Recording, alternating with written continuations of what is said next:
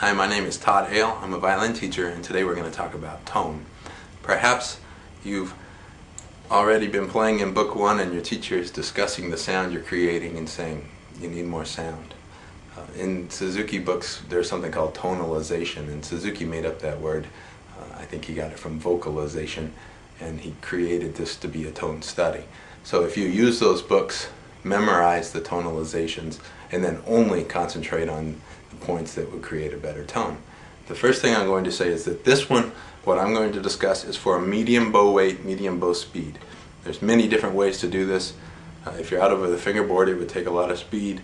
Up near the bridge, very slow and heavy. Right now we're talking about bowing halfway between the fingerboard and the bridge, so right there, and a medium amount of bow and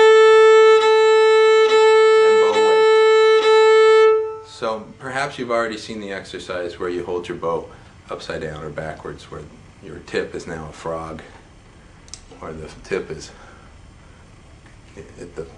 pointing towards the floor. And the reason you would do this is to let the weight up here pull the bow into the string. That way you don't have to do the work. But once you turn your bow around again, of course, you have to create that. I had a really great violin teacher, he was one of my best, and his name's Richard Fuchs. He teaches at the University of Northern Colorado in Greeley. He's still there, so if you're in that area, look him up. Anyway, he used to come behind us while we were playing and flip the tip while we were playing and see if the bow came right back to the string, or if when he flipped it, it popped out.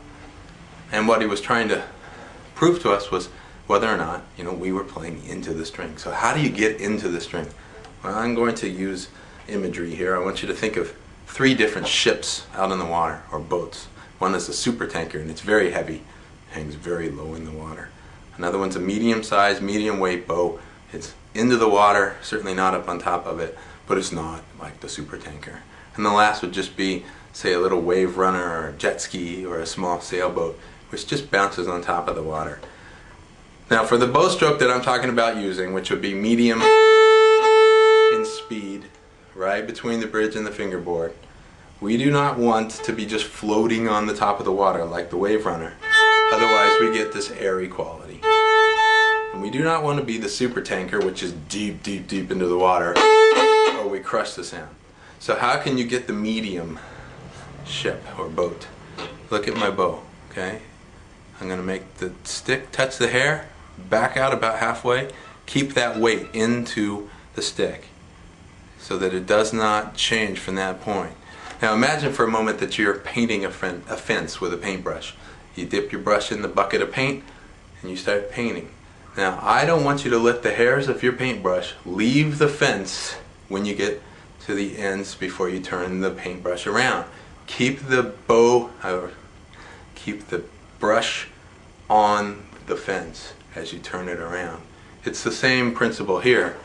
You're not going to let the weight out at each end before you turn it around. You're going to keep the bow weight into the string and just turn it around.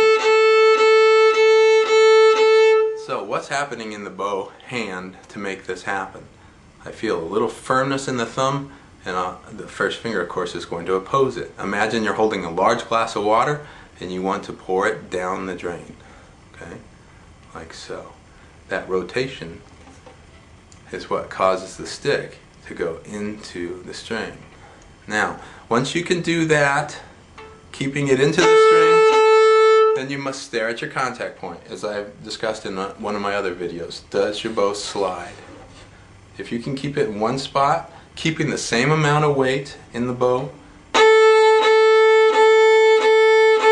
so that it does not come out at each end. That doesn't mean it doesn't come off the string. I mean, of course it does not come off the string, but you can still let weight out and keep the hair in contact with the string. You must keep it all the same for now. And listen and see if the sound changes as you turn your bow around. Do you have a moment of weightlessness? Imagine you're driving in your car and you hit a speed bump. Does your car come off of the street? No, but does it kind of go up? Yes. That's what we don't want at the bow change before you turn around. No speed bump. Keep it in and just turn around. So right now, again, right here, medium boat weight. Right? Thumb is up a little bit, first finger's down a little bit, and you just stay in one spot and don't slide. And listen to your tone. Good luck.